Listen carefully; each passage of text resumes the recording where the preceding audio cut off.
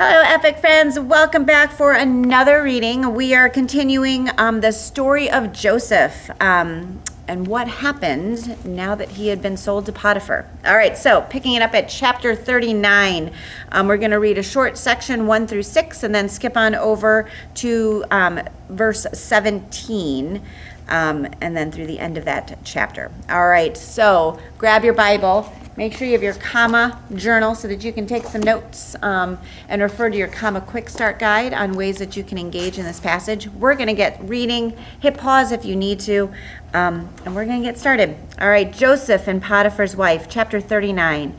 Now Joseph had been taken down to Egypt. Potiphar, an Egyptian who was one of Pharaoh's officials, the captain of the guard, bought him from the Ishmaelites who had taken him there. The Lord was with Joseph, so that he prospered, and he lived in the house of his Egyptian master. When his master saw that the Lord was with him and that the Lord gave him success in everything he did, Joseph found favor in his eyes and became his attendant. Potiphar put him in charge of his household, and he entrusted to his care everything he owned. From the time he put him in charge of his household and of all that he owned, the Lord blessed the household of the Egyptian because of Joseph. The blessing of the Lord was on everything Potiphar had, both in the house and in the field. So Potiphar left everything he had in Joseph's care. With Joseph in charge, he did not concern himself with anything except the food he ate. All right, skipping over to verse 17. Then she told him this story. This is Potiphar's wife. That Hebrew slave you brought us came to me to make sport of me.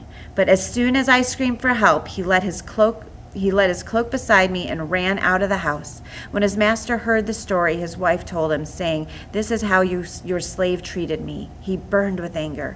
Joseph's master took him and put him in prison and placed where the king's prisoners were confined.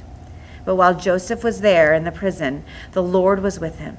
He showed him kindness and granted him favor in the eyes of the prison warden.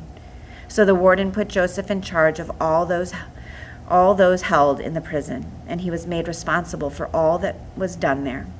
The warden paid no attention to anything under Joseph's care because the Lord was with Joseph and gave him success in whatever he did.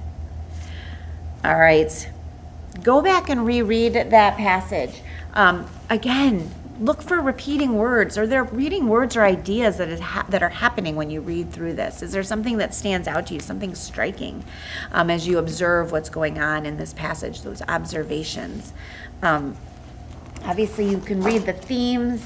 And then, is there a truth about God in here? And then look at the message. What's God trying to say to you? Put on your specs to take a closer look. Is there a sin to confess that's happening here?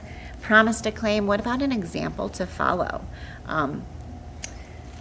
Command to obey, or a statement about God. Meditate on those things a little bit, and then that A and comma. After you read through this, what are some of the things that are happening in this story that you can apply to your life today?